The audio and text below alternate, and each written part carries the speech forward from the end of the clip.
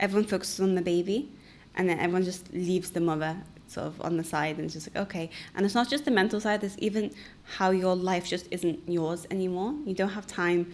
Like in the beginning, I literally didn't have time to shower, to brush my teeth. Like you had to like ask for permission before doing any of these things. I had to check everything's fine. Is it okay if I do this one thing? Like it's just how women have to ask for permission to do the most basic things when it comes to just their day-to-day.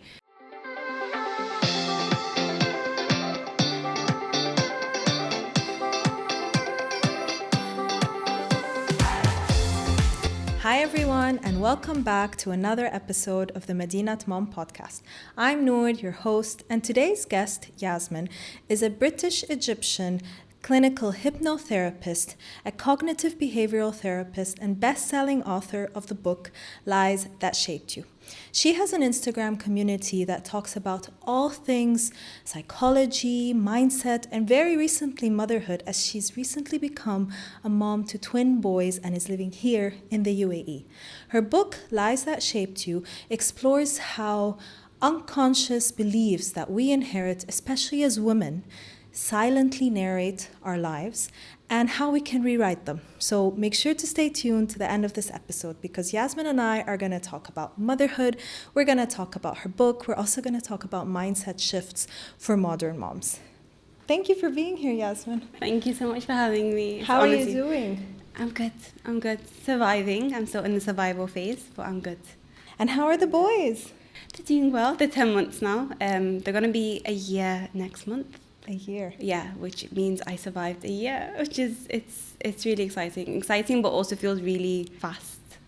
Yeah. But while you're in the first year, it feels like it's going so slow. But when you look back, you're like, wow, okay, so much has happened. Yeah, a year. Congratulations. Thank you so much. You should celebrate that. Are you planning anything special? I don't know yet, but when I have the time and energy to think clearly, I think I will. I think I do want to celebrate. I think it's important for mums to celebrate the first year. Yeah. Not just celebrate the boys, but to celebrate myself for surviving. Of course. Yeah. And how is it being a twin mom? Twin mom, surprising, hard, both of them crying at the same time. And like it sounds so random to say, but I think that's actually the hardest thing when they're both needing you at the same time. That's the most difficult part, but the highs are high, like when they're both smiling, when they're both laughing, it means the world.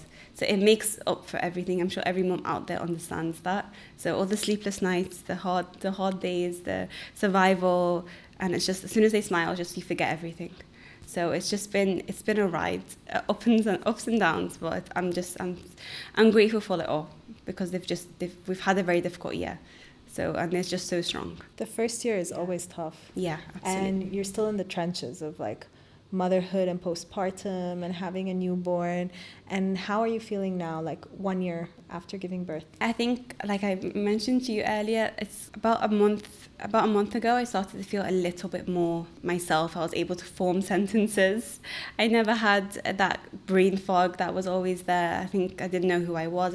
We'll speak about this later on, but about the identity crisis that we have postpartum, that was really, really difficult. The postpartum anxiety, I struggled with a lot because I had a really high-risk pregnancy and I had a really traumatic birth and my boys were really unwell for quite a long time. So with all of that, I think it really took a toll.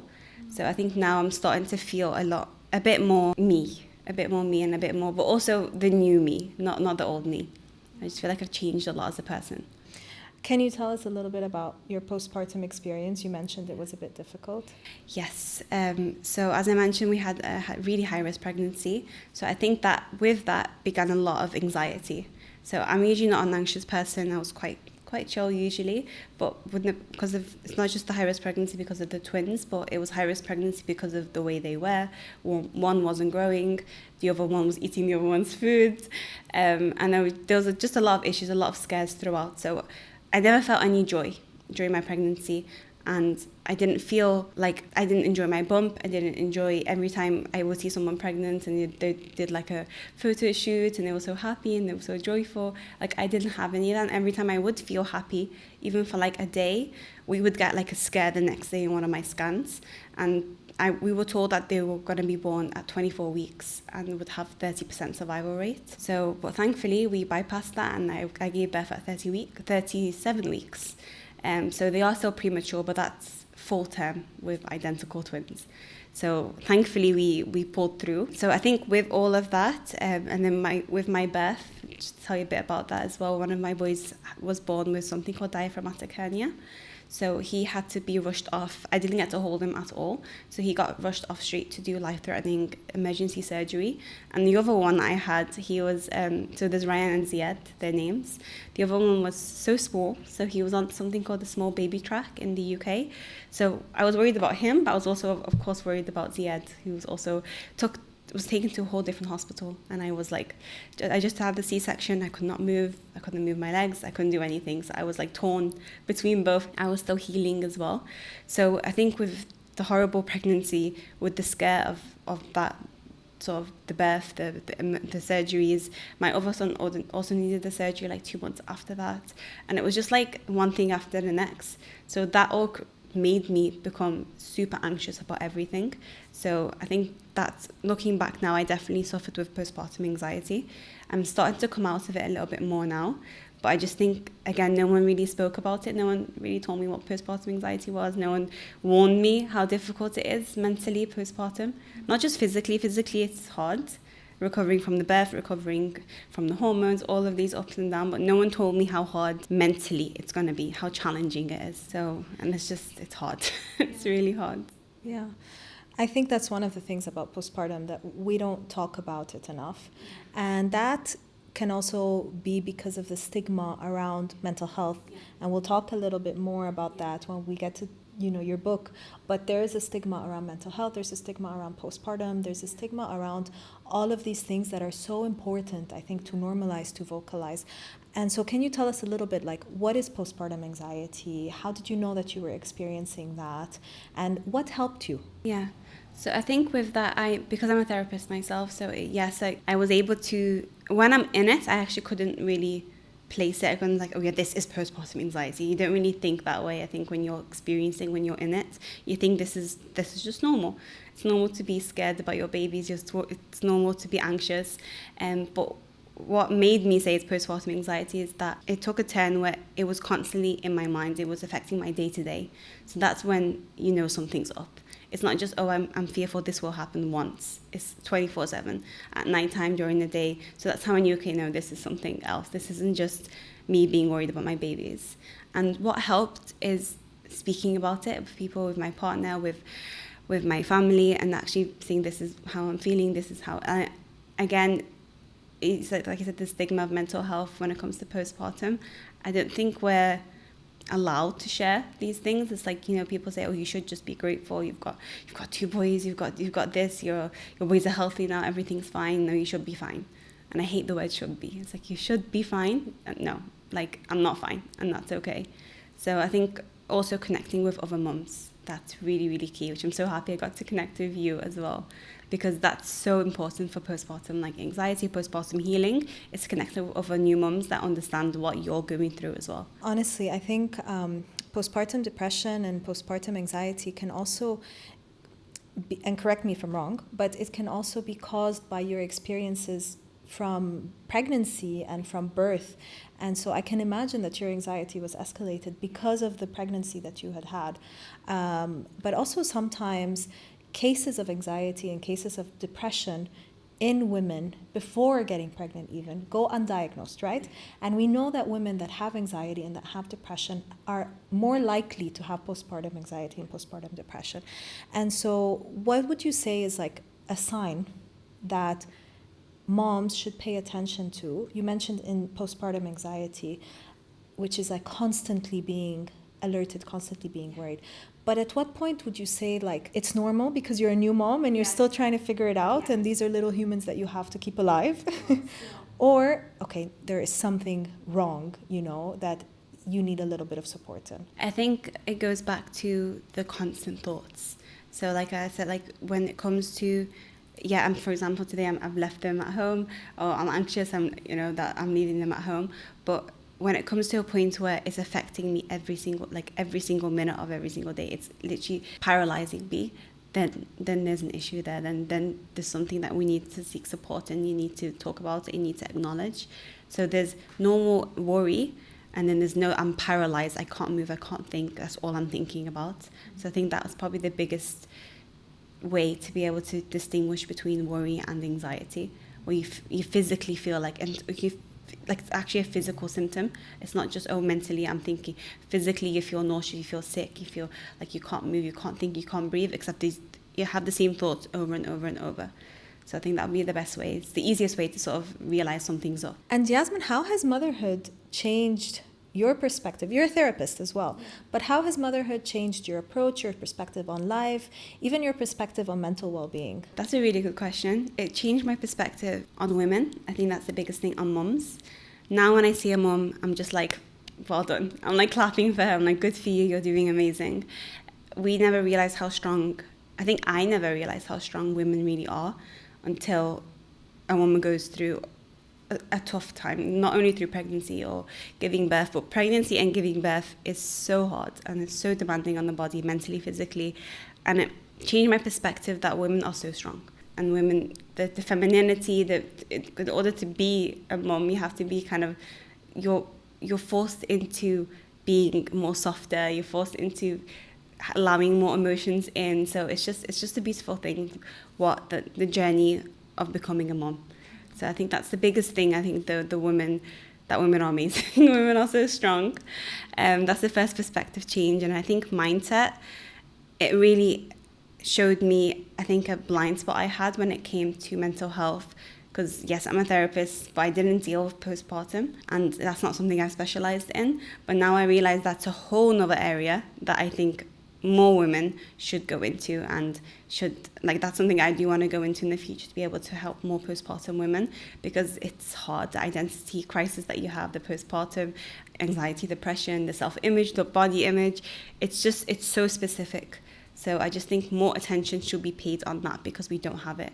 No one really talks about it, again, on social media. No one really talks about it in general. It's not accepted. It's quite a taboo topic to speak about as a woman anyway, or in Middle Eastern culture. So I just think it's so important that more women are talking about it and are sharing their stories, and more resources are out there to share that's for those specific postpartum periods, not just mental health as a whole, because mental health, it's too wide.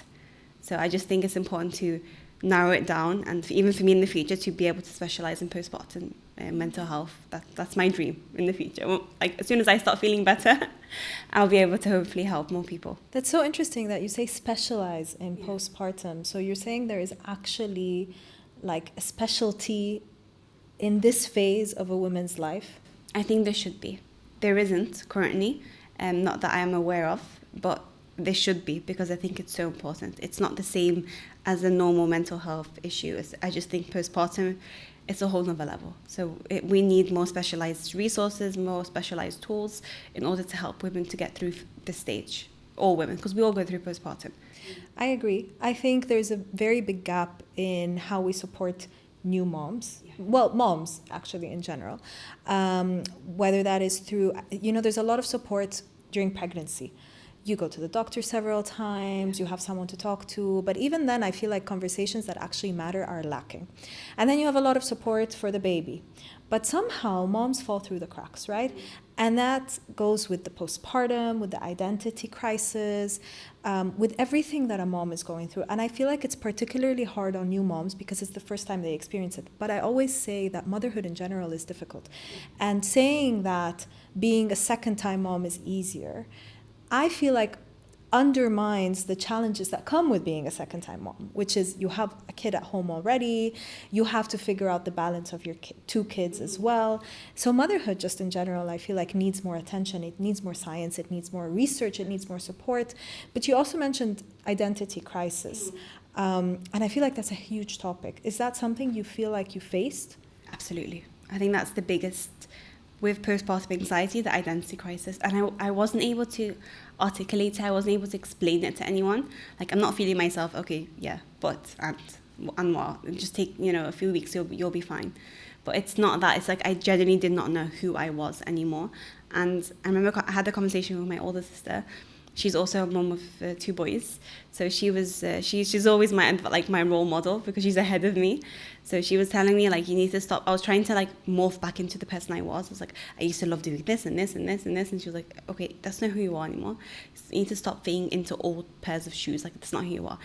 You're a new person. You've birthed 2 babies. You're a whole new person. And it's going to just take some time to be able to know who that is, and that's okay. And it's a constant journey, but I really, really, really struggled with it. And I think just now I'm starting to feel a little bit better, starting to understand who I am now. But it's just, it was so difficult. And I would just sit and cry, and, like, I don't know what I'm doing. I don't know who I am.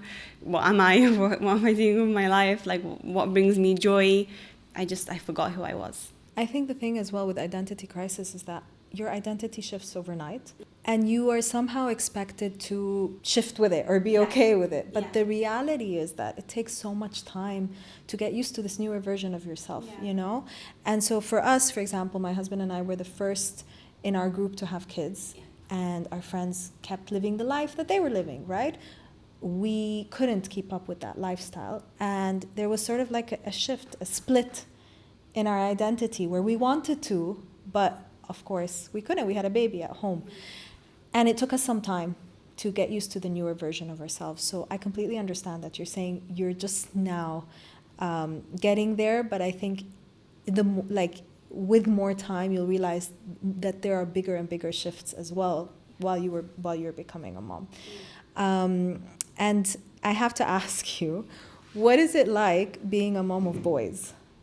Interesting question. I actually thought I was always going to have girls. I do not know why. I think because I'm very into my feminine, and I always thought that's who I'm gonna have girls because I'm just so feminine. I'm just gonna, they're gonna be my best friends.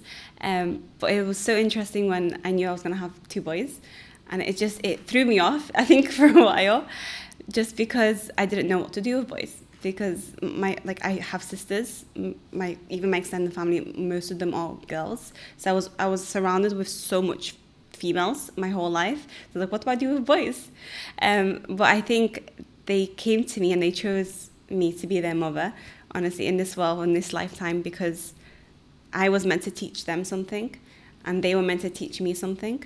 So it's just been so interesting because they're very different energy, even as babies, very different energy, very different. They're super energetic, super playful, and they're teaching me a lot more to crack out of my shell a lot more. I think I'm a lot more reserved, a lot more introverted, but they've even pushed me to even be a lot more out of my comfort zone.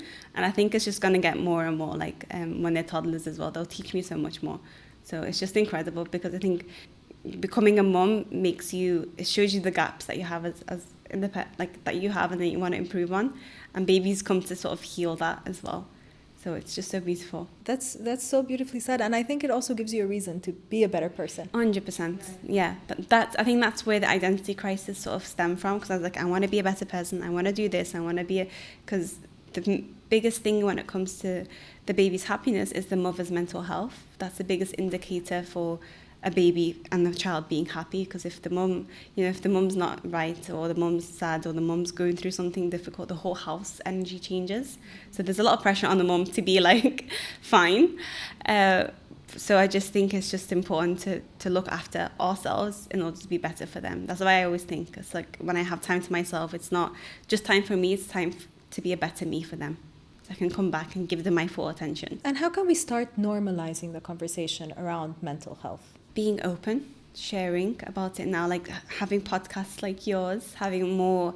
I think it goes back to social media, because everyone's on social media, and I think the biggest factor that affects a lot of people's mental health is social media, the negative side. So I think now with mum influencers and different types of people, when I came back on social media postpartum, it really did not help. because I got to see people having this different standard of what motherhood should look like, and the perfect mom that's doing this, and this. I'm like, how are you doing all of this and maintaining the perfect house, the perfect body, the perfect babies? And it's like, that's not realistic. So I think to normalize it is to share the real side. So even like when I share something on social media, I always like to show, okay, but this is happening in the background.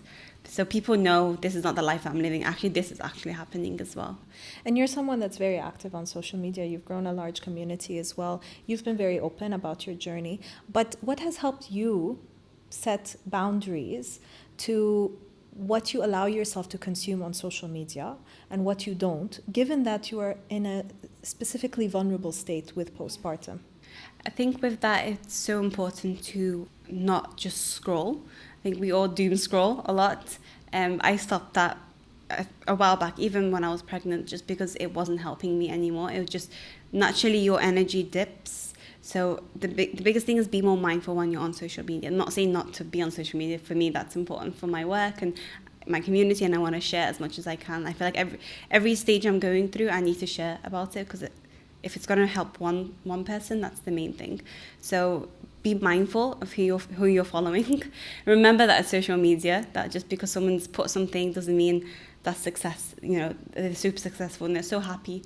Like, you don't know what the background's like. You don't know what their relationship's like. You don't know what their family's like. So just remember, it's social media. It's not all glamorous. Just be the person to start the movement. So for me, I didn't see anyone speaking about postpartum quite openly or sharing how hard it is. And I was like, okay, if there isn't anyone, then I'll have to be it. So I'll have to share. So it's be the person that you're sort of searching for on social media. I think that's really helpful as well. And I think social media also affects your mental well-being, your anxiety, your postpartum depression. You compare yourself to what you see, and I always say social media is just a highlighted reel, right? It's not the entire reality. And comparing yourself can really eat away at your own happiness, because you can have a great day of small wins and then get to the end of the day, you're scrolling through social media, you see something and you're like, you feel a little bit bad about yourself, and that sort of eats away at your confidence. And so it can really affect your mental health. And so I love the advice of not just scrolling without a purpose, scrolling endlessly. But going back to mental health, what do you think is one of the most overlooked challenges that new mothers face during postpartum and that we don't talk about? Yeah, so I think the biggest challenge when it comes to postpartum that is overlooked is the lack of support that women get postpartum. Exactly what you said, how the mom falls through the cracks. I think it's so important, because everyone focuses on the baby and then everyone just leaves the mother sort of on the side, and it's just like, okay. And it's not just the mental side, it's even how your life just isn't yours anymore. You don't have time. Like, in the beginning, I literally didn't have time to shower, to brush my teeth. Like, you had to ask for permission before doing any of these things. I had to check everything's fine. Is it okay if I do this one thing? Like, it's just how women have to ask for permission to do the most basic things when it comes to just their day-to-day. So I think it's the lack of support and the lack of other women, even the unsolicited advice, I think really affects a lot of moms' mental health. So having that sort of constant advice from everywhere and making you feel like you're not doing enough, or something's wrong with you if your baby's not sleeping through, or your baby's doing this, it's like you're the problem. So it's just having that unsolicited advice and not getting that much support from the people around you. And I think the thing about unsolicited advice is also that you question yourself a lot. And so to hear something, a little flag in the back of your head is going to go, could that be, could I be doing sleep wrong with the baby or something? And so that as well affects you. But a lot of the times we don't set boundaries. We don't talk about things that bother us. Why do you think that women suffer or struggle in silence? I think because it's a taboo topic. It's that you should be grateful that you're even a mother. Some women are finding it so difficult to get pregnant. Some women are having miscarriages. Some women, so it's like, well, then you shouldn't complain. So I think that's the biggest thing, and there's that pressure of upholding. I think as women, we're conditioned to always be a certain way from a young age. It's like, you've got to look like this. You've got to be like this. Our self-worth is from external validation. So it's like we are constantly searching, this cream will make you look amazing. If you buy this bag, you'll feel like you're $1,000,000, like whatever it is. Like there's always something that we're chasing as women, because they programmed us in that way to have self-hate, to think our self-worth is outside of ourselves.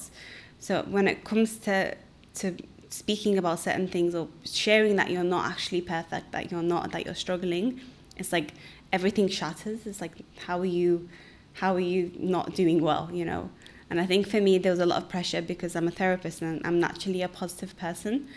So how am I not positive? Why am I not mentally doing well? If I'm a therapist, I should be doing well. I know what to do. So there's a lot of pressure there. So I think it's just a taboo topic to speak about, which is what we're changing in this podcast. I mean, also in your book, by talking about things that have been instilled in us, beliefs that have been instilled in us from a young age. But can you tell us a little bit about your book, Lies That Shaped You? First of all, thank you for the book. I'm so excited to go through it. Can you tell us a little bit more about your book?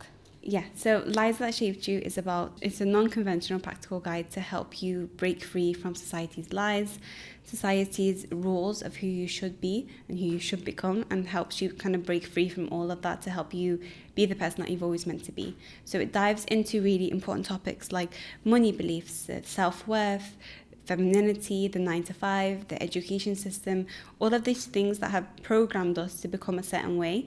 And we think that we're free, we think that we have free will, but it's actually, we've just been programmed. So we've got cages all around us, but they're invisible, we don't see it. So this book came because I wanted people to see the cage that they're in and to empower them to be able to break free from it. Because as soon as you realize that there's a lie that you've been told, it shatters, everything changes, and then you become the person that you've always meant to be, not what society told you to become. So that's what I wanted the book to be. I wanted people to be empowered and to break free from anything holding them back. That's really interesting. Can you give us an example? Yeah, so I think the biggest one that I loved writing about was the education system, the traditional education system that we've all kind of been programmed and we've been not pushed into, but that's the only option that we have. That's like, you just got to go to school, do this. But if you think about it, we've not been taught actual real skills in most of our school. Like speaking about my experience, speaking about normal schools, they don't teach you what you should really know in the future. They don't teach you how to mental health, emotional intelligence, even investing, finance, how to do anything practically. And it's filled you up with loads of just sort of things that are just fluff, that for no reason.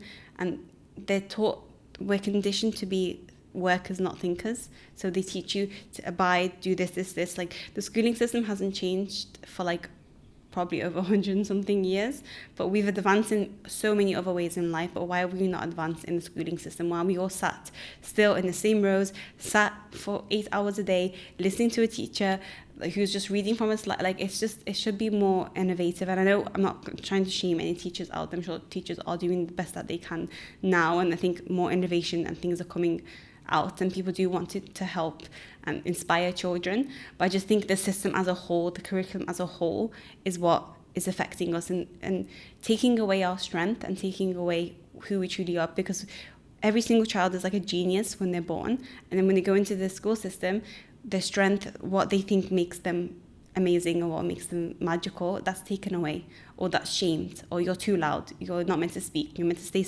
quiet, you're meant to stay sat. Like, it's not created for the individual. Like, and we have to understand our kids first before we put them into schooling system, because I just feel like then they become sort of, not all kids, but I think loads of them become like robots. So that's one of the biggest chapters, that, and like money beliefs as well. And there's just a lot, the 9-to-5, like there's all these paths that we've been shown that we think is what we think success really is, what happiness is, what love is, but it's not any of that. It's what you define, not what someone else has told you what success means that we all have to follow the same footprint. Now that you're a mom and you have kids of your own, would you put them in traditional schooling? No. You wouldn't? Okay. So what path would you choose for that? I'm still not sure. That's something me and my husband are really considering. Even my older sister's the same as well. We're we're not sure yet what to sort of do, and still not done my research. I'm still in the survival of the first year. But I just want, even if we do put them in traditional schools here, for example, even if we do that in the future, I would then make sure that they still learn all the things that I said, like what I just said, emotional intelligence, mental health, investing, finance, all these really important topics outside of school.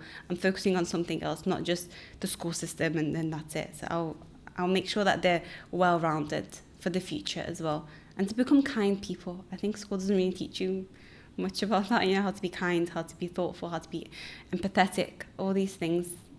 Those are the most important thing. I think for me, that my goal is for my boys to be kind and empathetic people. Are there any beliefs that specifically show up for women, women in general? Yeah, absolutely. There's a whole chapter on femininity and even sensitivity being taken as a negative. So I'm a very sensitive person. I say that proudly now, but I think before I was shamed for it, and I think it's something that we've all been said, being sensitive is a weakness, being feminine is a weakness, because we're living in a very masculine world, and like the schooling system or the corporate system, they give you like more sort of, they program you into becoming more masculine, even as a woman. So they want you to be doing this, not to be creative, not to be in your flow, not to listen to your intuition, like all the things that is beautiful in the feminine energy. So that's one of the biggest lies, that sensitivity is a weakness and that femininity is also a weakness, and not to follow our intuition, because our intuition is everything, especially as a mom now. Our mom intuition, like no one can say anything about it because it's just so strong. How do you think the beliefs that we grow up with as women reflect or show up in our motherhood? That's really powerful, and a really good question. I think with that, goes back to the self-worth that I mentioned earlier, that the external validation. We are constantly, I'm saying about myself, and I think people that I know as well, like mom, especially new moms, I think we're constantly trying to prove to others that we're doing well. I'm doing great, my baby's good. There's always that comparison. So I think that's how it shows up now in motherhood, where we're trying to prove to others that we're a good mom, that we're doing things well, that our babies are hitting all these milestones. And I think for me, because I have twins, and their development, they were much smaller when they were born, they were premature. There was a lot of factors. Obviously, they had a lot of poor health when they were like much younger. So their development is different from other babies their age. And I think I was stressing, and like literally just a few months back, they're not hitting this milestone. They're not. Other babies on social media are doing this, and they're like they're just doing everything. And I was worried, it's like, there's something wrong with my kids or something wrong with me. Like, I'm not doing something right. But of course, that's not the way it is. Not every baby is so different. Every milestone is so different. And it's just that validation. Like, I needed that validation from someone else. Like, you're doing a good job. So I think that's how it shows in motherhood, to just not seek external validation, listen to your intuition, and just know that you're doing the best that you can. Yeah, I think that's a very good point. Always seeking validation. But to get to that point where you're able to have that mindset shift, I think takes a lot of time, because it's something you grew up with your entire life. So if you were to give some practical tips on how to shift your mindset, to rewrite your own narrative, what would those be? The biggest thing is to actually sit down when you have time, especially the mums out there when you don't have time. But as soon as you have time, sit down and actually redefine what success means to you, what happiness means to you, what are your priorities, not what someone else has told you. You've got to write it down. Like, if success for you means waking up healthy, okay, that's it. Like, that's the main thing. So you go to sleep every single night knowing that you are successful because you have good health, because you have a good family, you have a good partner, you have a good family, like whatever it is. So you've got to redefine. So that's what my book talks about. It's just not just what someone told you success means, what happiness means, all these narratives that we got told, what beauty means. Everything's so different. So you've got to define, take the control back, rather than giving it out to other people, giving out to the media, giving out to the education system, giving it out to just everyone shoving things down your face when it comes to social media. You focus on what's happiness to you, what success means to you, what love means to you, and then you'll be a happy person, because you know that's what's important to you, not what social media has projected what happiness means. So I think that's important. Kind of take the control back to yourself. When did you release the book? In what year? Last year, when I was 7 months pregnant. When you were 7 months pregnant, would you write a part 2 of Lies That Shaped You as a mom. Motherhood edition. Motherhood edition. 100%. Motherhood and pregnancy edition. Because the lies that we got told about pregnancy, about the motherhood, everything, I think definitely. But when I'm out of the brain fog, I'll be able to think clearly and think about it. Because I think something like that would be really helpful for a lot of women. Because I wish I read something like that when I was pregnant and I wasn't going through a good time during my pregnancy. So it made me feel more validated, and I think that's what I want other women to feel. Validated, seen, heard, that it's not just them. There's nothing wrong with them. It's society that's created wrongly, not you. I love that, and I mean, congratulations on your book. I can't wait to read it. Where can moms listening buy your book? Yeah, they can buy it on Amazon, all platforms in the globe. So it's sold globally in the UAE, in the UK, US, and also in Barnes and Noble.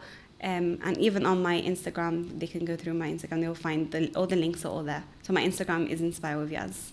Perfect. And we will also include the links to everything in the show notes below, the links to where you can buy the book. So if you're interested in getting your hands on a book, I think you should. I'm actually going to read this postpartum when I have my baby and I'm sitting down, hopefully a little bit of a quieter morning. I think newborns have a quieter morning than toddlers. Yasmen, looking back at everything you've been through this past year, how do you feel you've changed? How do you feel you've grown as a person, as a mom? But also, how do you feel you manage your emotional needs differently now than you did a year ago? Yeah, I think now I'm a lot more open and I communicate what's happening rather than secretly feeling it and not speaking about it. I'm able to state what I'm actually feeling, how I'm feeling, what I need to do in order to make myself feel better.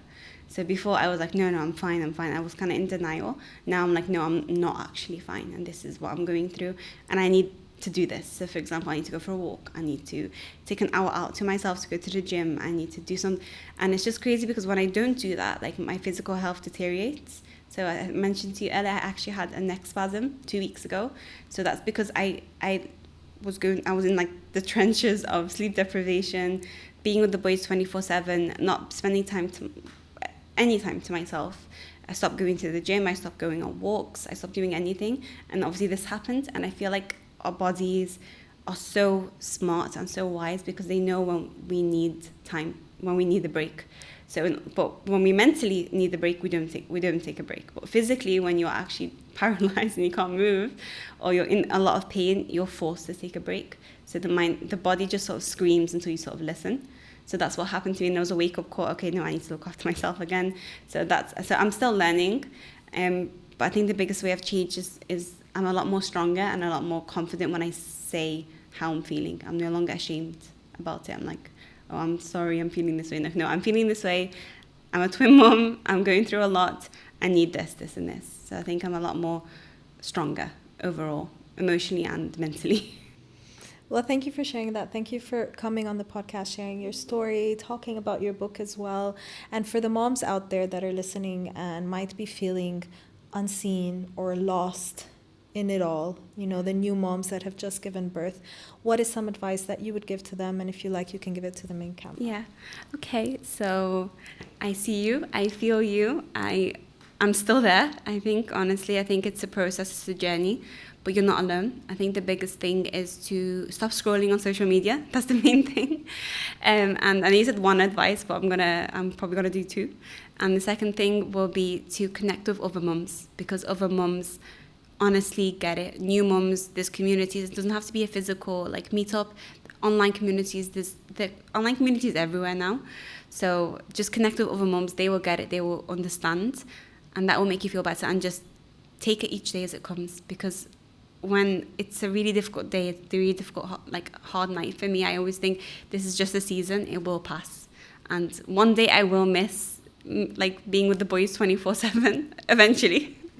But I will miss that, and I'm sure as moms we will miss spending that much time with our kids. So it's just a season. It will pass, and you will get through it. Thank you so much, Yasmen. Thank you for being on here. Thank you so much. And just to wrap up a little bit about what we talked about today, as Yasmen said, soak up the season that you're in. I know that postpartum is difficult, and when you feel like you need a little bit more support, reach out. There's nothing wrong with talking about your feelings. There's nothing wrong with reaching out for additional support. We are going to put all of the links below where you can connect with Yasmen as well, where you can get the book. But remember that you always need to be taking care of yourselves first and foremost. There is no shame in accepting help, asking for help, being kind to yourself. I think those are some of the most important things that we need to consider as moms. And if you've enjoyed this episode, make sure to hit that subscribe button below, hit that like button, share it with a mama friend that might need to hear this discussion.